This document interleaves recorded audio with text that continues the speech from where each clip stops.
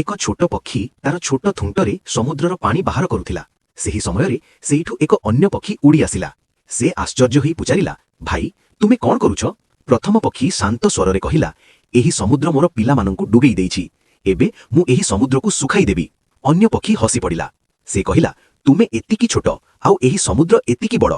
ତୁମ ପୂରା ଜୀବନ ମଧ୍ୟ କମ୍ ପଡ଼ିଯିବ ଏହାକୁ ଶୁଖାଇବା ପାଇଁ। ପ୍ରଥମ ପକ୍ଷୀ ଦୃଢ଼ ସ୍ୱରରେ କହିଲା, ଯଦି ସତରେ ସାହାଯ୍ୟ କରିବାକୁ ଚାହୁଁଛ, ତାହେଲେ ପରାମର୍ଶ ଦିଅ ନାହିଁ, ସାଥ ଦିଅ। ଧୀରେ ଧୀରେ ଏହି କଥା ପୂରା ଜଙ୍ଗଲରେ ଫୈଲିଗଲା। ଏକ ଏକ କରି ଶତ ଶତ ପକ୍ଷୀ ଆଉ ପରେ ହଜାର ପକ୍ଷୀ ସେହିଠାରେ ଜମା ହୋଇଗଲେ।